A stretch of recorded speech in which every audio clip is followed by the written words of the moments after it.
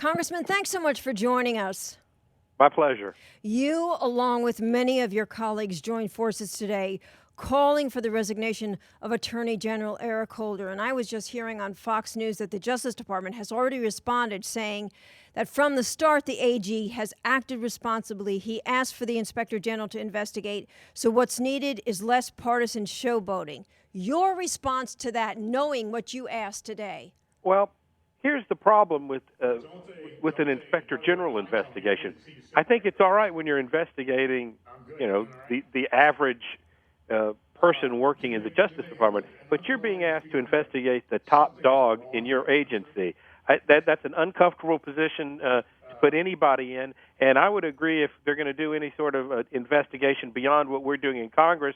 Lamar Smith has called for a special prosecutor, and I think that is certainly more appropriate than an in-house Inspector General investigation. But the fact of the matter is, Holder came before Congress, told us something that did not agree with the memos that had crossed his desk. So he either misled Congress or isn't keeping up with important operations within his department. So incompetence or lying to Congress.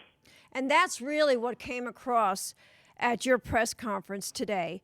But again, the Attorney General's office is saying, he's taken steps to ensure accountability.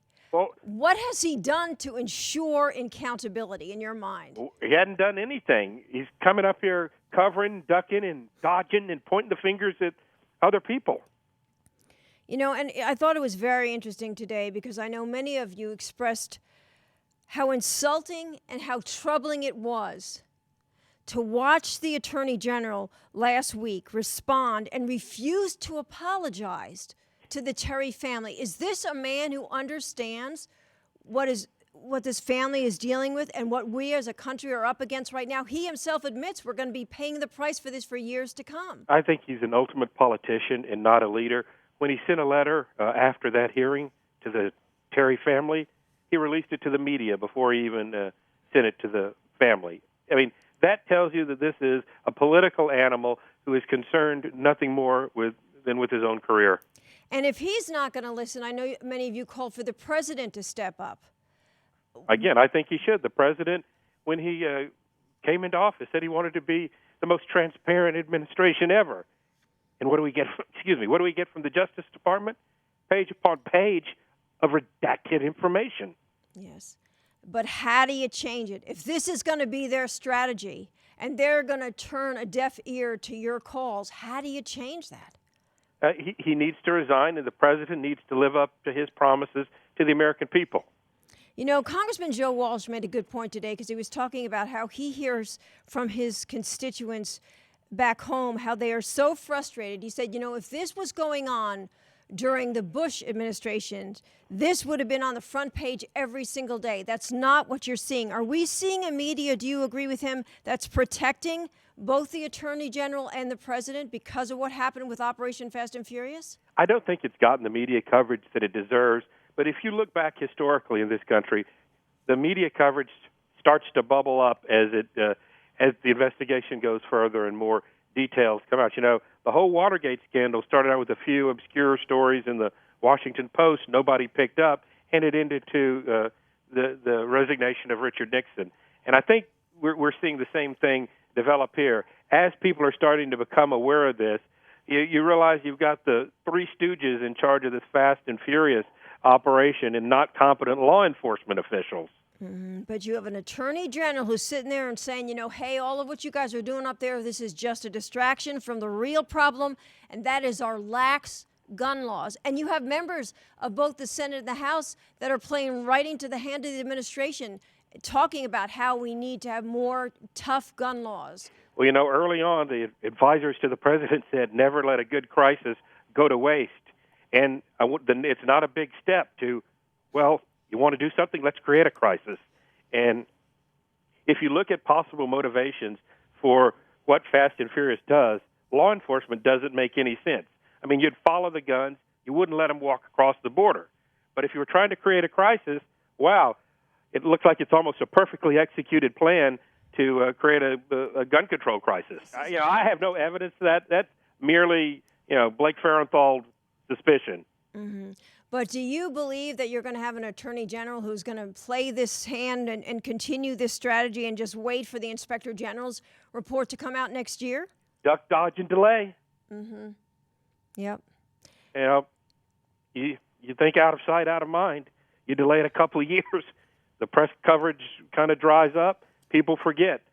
We have got to do something about this for no other reason than to make sure we don't do it again, and there are not other harebrained schemes like Fast and Furious going on in the government today. I certainly hope there aren't, but by investigating this, seeing who made those poor decisions, we can investigate what other decisions they might have made and stop other tragedies like the death of Brian Terry before they happen. Yes, and I know the Terry family, that's all they're asking for. They want accountability and they want justice. And along with your voices, I know the NRA's Wayne LaPierre and David Keene have come out. But are you aware of any Democrats that have come out and joined you in your call for resignation? No, but early on, there was bipartisan disgust in the Government Oversight and Reform Committee when this was percolating at the ATF level. But as it has started to boil up into much higher positions of power within the administration, all of a sudden the Democrats are a little bit quieter. Mm-hmm. I mean, obviously, in your mind, this should not be a partisan issue, but it's turning out that way, it looks like. Well, it is, and that's a shame. Good police work doesn't matter if you're a Republican or a Democrat. Accountability doesn't matter if you're a Republican or Democrat. Both sides say we need a transparent government and we need accountability for the mistakes. But we're now. I firmly believe we've now gone from it was a mistake or a bad idea into full cover-up mode, and the American people do not like cover-ups. They want leaders who, when they make mistakes, take the responsibility for them. And that's what Eric Holder needs to do, is take responsibility for his mistake and apologize to the American people, apologize to the Terry family, and quite frankly, I think he needs to resign because I don't think he can regain the confidence of the American people after this fiasco. Credibility at stake is what you're saying. Absolutely. He's lost all credibility with me. So if he's not going to resign and he's not going to give you the documents, what is left for you guys to do? Well, there are a couple of things left. Obviously, we can go to the court systems to try to get what we need, but it's the American people need to demand accountability, and it's when the American people start demanding accountability is when it's going to come. The American people have all the power here, and they need to not settle for an administration and an attorney general that just wants to duck and cover and not tell the truth. Do you see the need for this to become a campaign issue? I think it is a potential campaign issue with respect to the leadership of this administration. I mean, certainly if I were president and one of my underlings were involved with this, I would already have asked for his resignation. All righty, Congressman, thanks so much for what you're doing, and thanks for taking the time to talk to us, and we'll stay in touch. Thank you very much. It's always a pleasure.